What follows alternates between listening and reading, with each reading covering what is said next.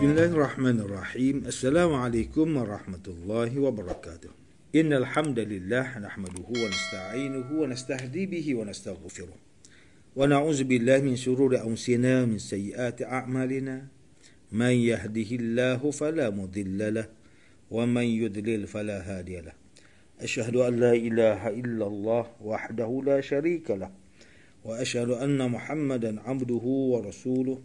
Allahumma salli wa sallim ala Sayyidina Muhammad wa ala alihi wa ashabihi wa tabi'in wa tabi'ut tabi'in wa man tabi'ahum bi ihsanin ila yaumiddin.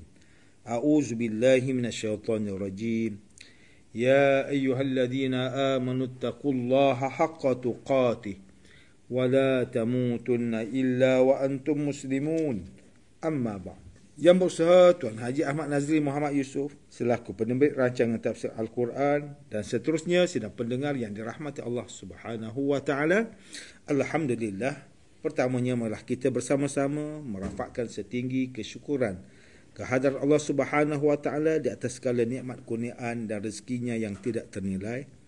Selawat dan salam ke atas junjungan besar Nabi Muhammad sallallahu alaihi wasallam, ahli keluarga baginda dan para sahabatnya yang tercinta.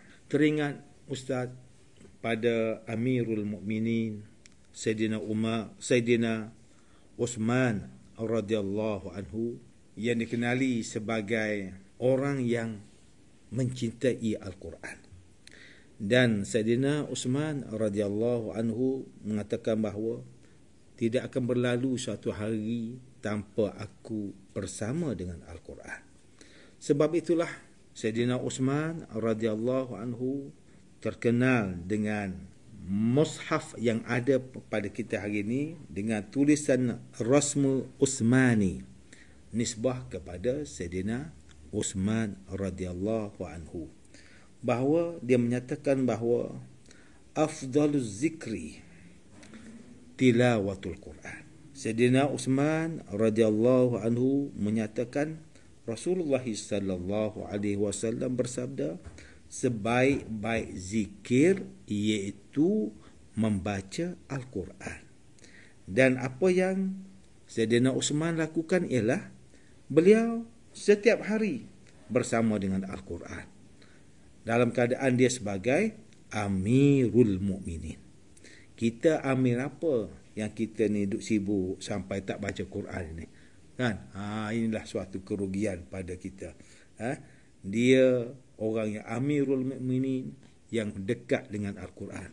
Kita tak ada apa-apa gelaran, jauh kita dengan Quran. Rugilah kita, tuan-tuan.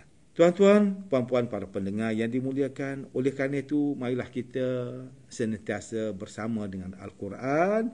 Mudah-mudahan Al-Quran ini memberikan kepada kita nur, ruh dan hidayah kepada kita. Bersama saya Profesor Dr. Muhammad Najib bin Abdul Kadir, Pusat Kajian Al-Quran dan As-Sunnah, Fakulti Pengajian Islam, Universiti Kebangsaan Malaysia. Pada hari ini kita akan menyambung kembali rancangan tafsir Al-Quran bagi siri ke-54. Insya-Allah pada kali ini kita akan membincangkan mengenai pentafsiran ayat ke-78 dan 79 surah Yusuf. A'udzu billahi minasyaitonir rajim. Bismillahirrahmanirrahim. Qalu ya ayyuhal azizu inna lahu aban shaykhan kabiran fakhuz ahadana makana inna naraka minal muhsinin. قال معاذ الله أن نأخذ إلا من وجدنا متاعنا عنده إنا إذا لظالمون. Mereka pun merayu dengan berkata, wahai Datuk Menteri, sesungguhnya ia Bunyamin mempunyai bapa yang sudah tua lagi berpangkat. Oleh itu ambillah salah seorang di antara kami sebagai gantinya. Sesungguhnya kami memandangmu dari orang yang sentiasa berbudi. Yusuf berkata, kami berlindung kepada Allah daripada mengambil sesiapa pun kecuali orang yang kami dapati barang kami dalam simpanannya. Sesungguhnya jika kami mengambil orang lain, nescaya menjadilah kami orang yang zalim. Sidang pendengar yang dirahmati Allah, Profesor Dr. Muhammad Quraisy Shihab melalui kitabnya Tafsir Al-Misbah mentafsirkan ayat ke-78 dan 79 surah Yusuf dengan menjelaskan bahawa permohonan saudara-saudara Yusuf AS ini mengandungi 3 alasan yang mereka harapkan agar diberi pertimbangan bagi melepaskan Bunyamin. Pertama, kasih sayang ayah. Kedua, usia ayahnya yang sudah lanjut. Ketiga, ayahnya itu seorang yang terkenal dalam masyarakat dan tentu masyarakat akan senang hati apabila orang berbuat baik kepadanya. Namun begitu, Yusuf AS menolak permohonan mereka dengan alasan enggan menganiayai sesiapa pun. Dalam masa yang sama, baginda juga tidaklah menuduh adiknya Bunyamin itu mencuri, kerana lafaz yang digunakan bukanlah kecuali siapa yang mencuri, tetapi kecuali orang yang kami temukan barang berharga itu ada padanya. Dan sememangnya alat sukatan itu ditemui dalam karung Bunyamin. Profesor Dr. Muhammad Quraisy Shihab juga menyatakan terdapat beberapa ulama mempersoalkan bagaimana yang dikisahkan di atas ini mampu dilakukan oleh Yusuf AS yang merupakan seorang Nabi. Bukankah sikap ini menjadi cerminan kepada pembohongan? Bukankah peristiwa yang berlaku ini telah mengakibatkan kesedihan yang mendalam kepada saudara-saudaranya, bahkan ayah kandung mereka sendiri? Lebih-lebih lagi, tuduhan mencuri itu amat menyakitkan hati mereka. Hal ini telah dijawab oleh beberapa ulama dengan menyatakan bahawa semua itu merupakan wahyu Allah Subhanahu wa ta'ala kepada Yusuf AS, sama seperti yang diperintahkan oleh Allah kepada teman Nabi Musa AS untuk membunuh anak kecil yang tidak berdosa di dalam surah Al-Kahfi. Ulama berkata kerana itulah Nabi Yusuf AS menggunakan kata ganti nama diri kami, seperti mana ucapan teman Nabi Musa AS yang juga menggunakan kata kami semasa menjelaskan pembunuhan anak kecil itu.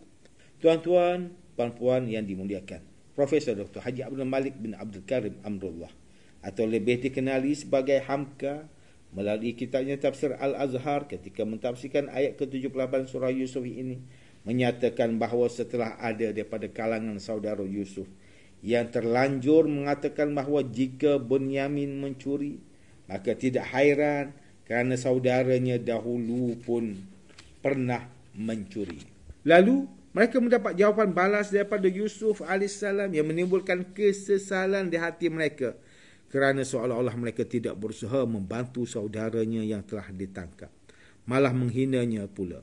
Mereka juga mengingat kembali janji mereka terhadap ayah mereka iaitu Bunyamin perlu dibawa pulang kembali bersama-sama, kecuali jika mereka dikepung. Disebabkan mereka teringat janji itu, maka mereka pun mengubah kata-kata kasar mereka dengan memohon secara lemah lembut terhadap Yusuf AS untuk mengembalikan Bunyamin dan menggantikannya dengan salah seorang daripada mereka. Alasan mereka kerana bapa mereka sudah sangat tua dan sangat kasih kepada Bunyamin. Oleh itu mereka memohon belas kasihan untuk orang tua itu supaya Yusuf sudi menerima permohonan mereka setelah melihat kebaikan yang telah dilakukan oleh baginda terhadap mereka selama ini. Di dalam ayat ke-79 surah Yusuf, Hamka mentafsirkan bahawa Yusuf AS menolak permohonan mereka itu dengan jawapan yang halus sehingga mereka tidak dapat meneruskan permintaan mereka lagi. Nabi Yusuf AS mengatakan bahawa tidak adillah kalau kami melepaskan seseorang yang bersalah dan terbukti dia yang mencuri barang kami, lalu orang lain pula yang kami tahan. Meskipun tuan-tuan memuji saya dengan mengatakan bahawa saya orang yang sudi berbuat baik, maka menahan orang yang tidak bersalah dan melepaskan orang yang bersalah bukanlah suatu kebaikan tetapi suatu penganiayaan.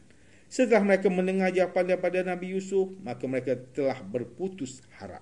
Manakala Profesor Dr. Zainal Arifin Zakaria melalui kitabnya Tafsir Inspirasi menjelaskan tafsiran bagi ayat ke-78 surah Yusuf ini dengan menjelaskan ayat, mereka berkata, wahai Al-Aziz, dia mempunyai ayah yang sudah lanjut usianya, Karena itu ambillah salah seorang di antara kami sebagai gantinya.